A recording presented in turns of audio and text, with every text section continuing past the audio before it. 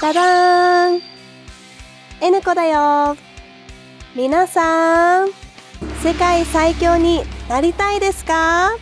この間ケンガンアシュラを見て、私も世界最強を目指してみようかなって思いました。どうですかね？世界最強になれますかね？ケンガンアシュラを見ているとなんだか強くなった気がします。今日はケンガンアシュラを紹介していきたいと思います。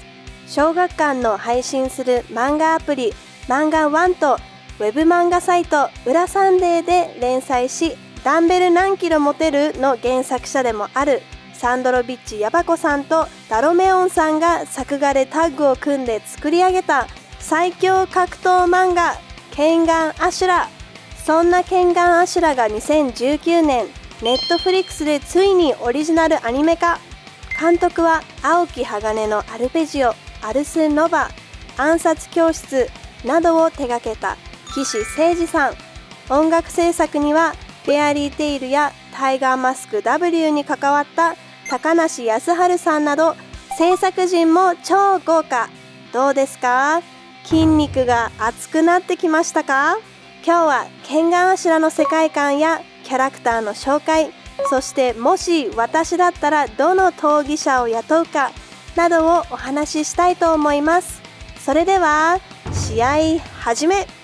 まずはケンガンアシュラのあらすじを紹介していきます。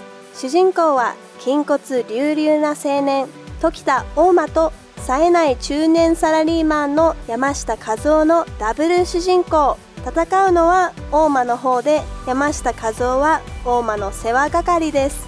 この山下和夫がひょんなことから裏社会に振り回されていくのですが、毎回勘違いで切り抜けていくところがすごく面白いんです。本当にどこにでもいるようなサラリーマンの山下和夫に癒されちゃうんですよね。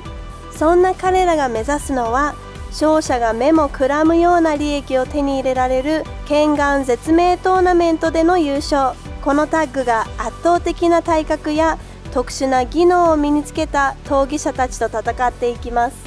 どのキャラクターも生い立ちや野望が描かれていて、みんな応援したくなっちゃいます。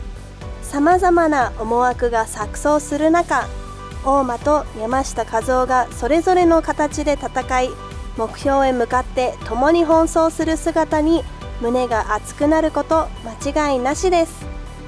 やっぱり格闘アニメだから動きへのこだわりがすごいんです。そこは 3D アニメーションだからこそできる表現だなって思いました。そして各キャラクターたちの技と格闘技の多さにびっくりしました。技が出る瞬間、文字がバンバン出てくる演出がかっこいいですよね。格闘技がわからなくてもいろんな人が解説してくれるので、初心者でもわかりやすくテンポよく見れるのもケンガンアシュラのいいところだと思います。バトルものって世界観とか設定が結構複雑だったりするんですけど、ケンガンアシュラはすごくシンプルで純粋に戦いに集中して見ることができるんですよね。そして監督の岸誠二さんも筋肉がすごいんです。ケンガンアシュラの世界から飛び出してきたんじゃないかって思いました。ケンガンアシュラはどの戦いも先の展開が読めなくて、心も体も熱くなる作品です。ここからは個性豊かなキャラクターと私の推しキャラを紹介していきます。まずは簡単にキャラ紹介。リヒト選手。リヒト選手はピンチ力がすごく強いキャラクターです。ちょっとおバカな一面もある性格で愛着が湧いてくるキャラクターです。続いて稲葉遼選手。筋肉ムキムキではないんですけど、雲のようにものすごく速く動く特徴があります。なおかつこの長い髪の毛を駆使してさまざまな技を使って攻撃してくる特徴的なキャラクターです。今井コスモ選手。コスモ選手は年齢が他選手よりもぐっと若い19歳の闘技者です。特技は締め技で自分より大きな敵をバンバン倒していきます。続いてクレ・ライアン選手。暗殺集団クレ一族の異端児脳内リミッターを外すことで肉体の潜在能力を引き出す外しの名手でもあります。時田大馬選手。大馬選手は体にすごく負担がかかる前刈りという肉体強化の技を使って戦う選手です。一代で途絶えたと言われていたニコ流の使い手でもあります。最後は加納晶人選手。この加納晶人選手は拳眼試合を仕切っている大日本銀行の代表選手です。技や型にとらわれない柔軟なファイトスタイルで拳眼試合において史上最強と言われています。続いて推しキャラについて話していきます。時田大馬選手と山下和夫、2人ともすごく可愛らしいキャラクターだなって思います。大馬選手の純粋無垢で戦いにしか興味ないところだったり、山下和夫のことをしっかりと世話係として認識をして不器用ながら絆を築いているところがすごく愛くるしいです。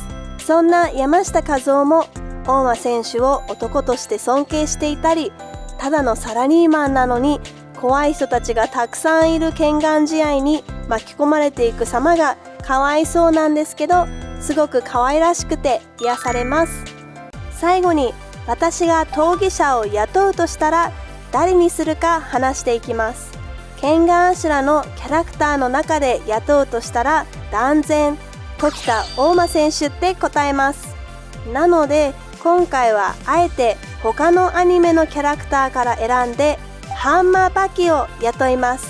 ハンマーバキはバキの主人公なので作品に直接関係があるわけではないのですが、実はこの2作品コラボアートがあるんです。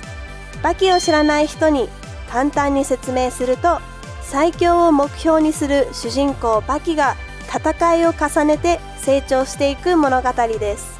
最強を目指す熱い格闘アニメの主人公2人が互いに向かい合っている姿がすごくかっこいいですよね。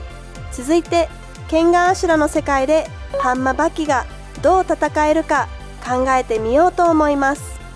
まず地上最強の男と言われるハンマ裕次郎の息子のポテンシャルは高いので、リヒト選手や稲葉選手のことは頑張って倒せそうだと思います。ただ最終決戦で大馬選手とバキがどういう風に戦ってどちらが勝つのかは本当に想像がつきません。拳眼アシュラの紹介はどうでしたか？みんなも熱くなりましたか？こんなにも心が熱くワクワクする要素がたくさんあるのはこの作品の最大の魅力だと思います。拳眼アシュラを見たらコメントやハッシュタグで語り合いましょう。皆さんの思う最強の戦い方を知りたいです。拳眼アシュラはネットフリックスで配信中なので今すぐチェックしてくださいね。またねー。